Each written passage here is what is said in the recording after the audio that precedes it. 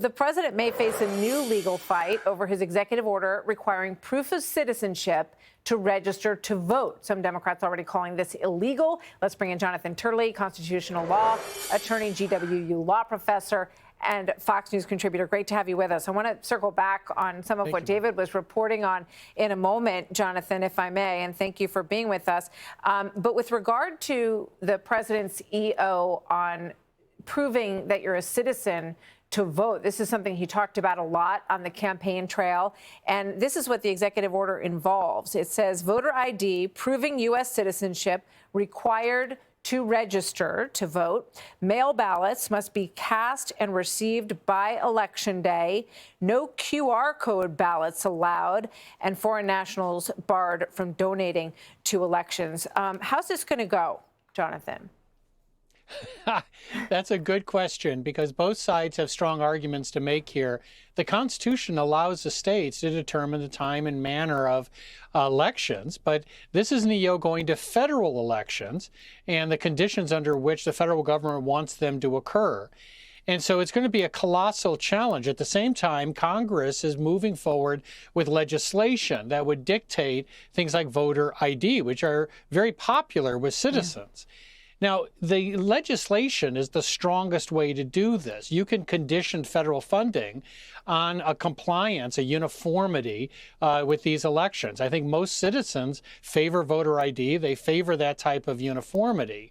But this is going to be challenged, and quite frankly, it's a jump ball. The states have arguments that this is traditionally an area left to them. There's also an argument that this commission is a so-called independent commission, which is something the Trump administration is pushing back on in a number of areas. They're saying there isn't any independent parts of the executive branch. It's part of one executive branch, and there's one person at the head of that branch, and his name is Donald Trump. Yeah.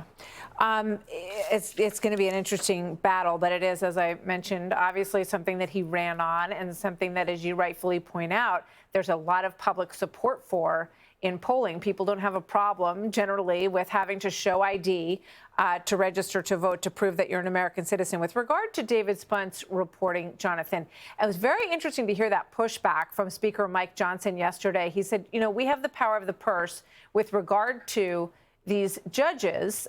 Some of the money that supports this system of all of these district federal judges comes from Congress. Does that argument hold up for you? What could he do? Well, the great irony, of course, is that any legislation has to be reviewed by, you guessed it, the federal courts.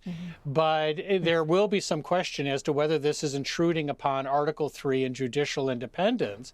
They do have discretion over the purse. I hope they don't go down that road. I've also opposed these calls for impeachment. I think that those calls are unnecessary and unfounded.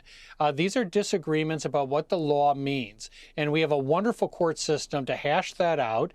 And that's going to occur in the coming weeks.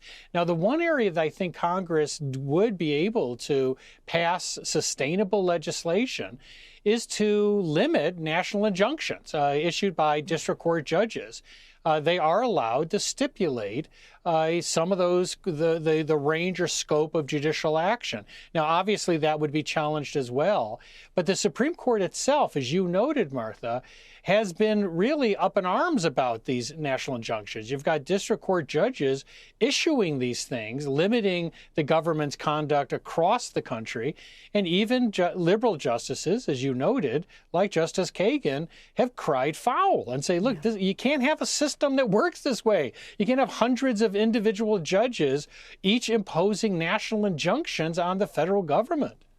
Yeah, the system of federal judges has grown enormously over the course of the history of the country, and now it seems that there's an effort and a push to rein them in to some extent. It's been acknowledged on both sides of the aisle, so we'll see where this goes. And obviously, it's all been brought to a head by these planes headed to Venezuela that Judge Boasberg tried to turn around. Jonathan Turley, always good to see you. Thank you, Jonathan. Thank you. Click here to subscribe to the Fox News YouTube page to catch our hottest interviews and most compelling analysis. You won't get it anywhere else.